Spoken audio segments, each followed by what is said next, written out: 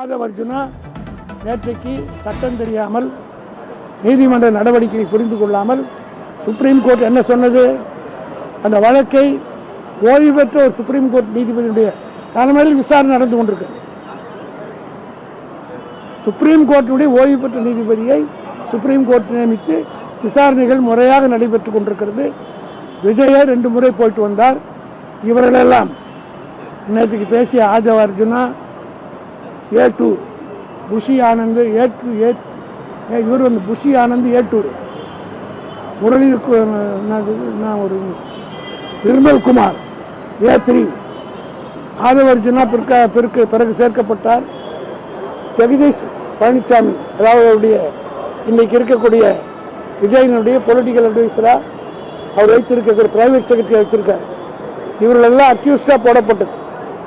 உச்ச நீதிமன்றம் supreme court நியமித்து வழக்கு நடைபெற்று சிபிஐ விசாரிக்கிற போது வழக்கை பற்றி ஒரு அக்யூஸ்ட் அந்த விசாரணையை கெடுக்கிற வகையில் நேற்றைய தினம் பேசியிருக்கிறார்.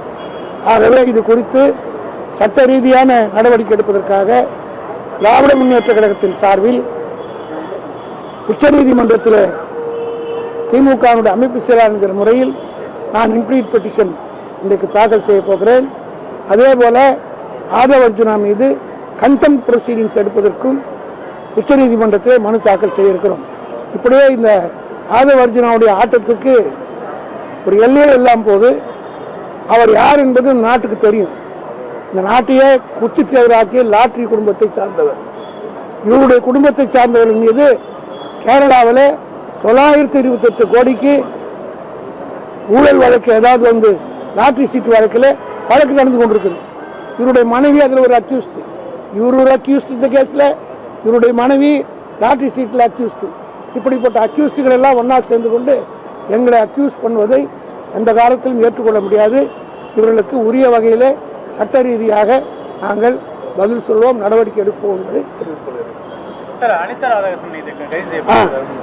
எவ்வளோ வேலைகள் இருக்குது.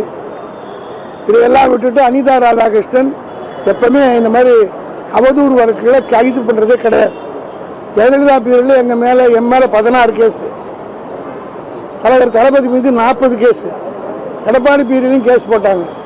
ஆனால் எந்த ஆட்சியிலும் அவதூறு வழக்குகளை கைது செய்வது வழக்கமே கிடையாது. ஆனால் இப்பொழுது அவதூறு வழக்கில் அனிதாவை ராதாகிருஷ்ணன் எப்போ கைது செய்தார்னா, அவர் ஒரு சட்டமன்ற உறுப்பினர், அவருடைய தொகுதியில் ஆய்வு செய்ய போய் இங்கே பார்த்தீங்கன்னா தாவேக்கானுடைய எம்எல்ஏ கூட அப்பாலாம் போய் ஆய்வு பண்ணுறாங்க, பிள்ளைங்கள்லாம் போய் ஆய்வு பண்ணுறாங்க. ஆனால் ஒரு தேர்ந்தெடுக்கப்பட்ட சட்டமன்ற உறுப்பினர் தகுந்த தொகுதியில் ஆய்வுக்கு போகிற போது கைது செய்திருக்கிறார்கள் என்றால் இது சர்வாதிகாரத்தின் உச்சம். இதை நிச்சயமாக சட்ட ரீதியாக நாங்கள் சந்திப்போம். நீதிமன்றம் எங்களுக்கு எப்போதும் கைவிடாது. நீதிமன்றத்தின் வாயிலாக பல தீர்ப்புகளை பெற்று திராவிட முன்னேற்ற கழகம் சரித்திரம் படைத்திருக்கிறது. அதேபோல் இந்த அராஜகத்துக்கெல்லாம் மிக விரைவில் நாங்கள் முடிவுக்கு கொண்டு வருவோம். இந்த ஆட்சி எத்தனை நாளைக்கு என்பதை பொதுமக்கள் தான் முடிவு செய்ய வேண்டும். காரணம், எந்த விதமான ஆக்கப்பூர்வமான பணியும் நடக்கலை. டெய்லி கொலைகள் நடந்து கொண்டிருக்கிறது. பத்திரிகை எடுத்தால் நித்தம் கொலை. இப்போ கூட டிவியை பார்த்துட்டு வரேன், பாலியல் பலாத்காரத்தில் 5 பேர் பண்ருட்டி அருகில் கைது செய்யப்பட்டார். ஒரு சின்ன பொண்ணை பாலியல் பண்ணாங்கன்னு டிவியில் பார்க்குறேன்.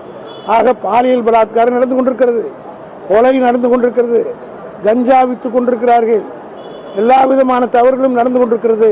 ஆனால் அதையெல்லாம் கவனிப்பதற்கு இன்றைக்கு இருக்கிற ஆட்சியாளருக்கு நேரமில்லை. திமுகவை பழிவாங்க நினைத்தால், திமுக என்பது வெட்ட துளுக்கிற மரம், அரைக்க மணக்கிற சந்தனம், தீட்ட ஒடிக்கிற வைரம் என்பதை இன்றைக்கு புதிதாக ஆட்சிக்கு வந்திருக்கிற புதிய பசங்க தெரிஞ்சுக்கணும்.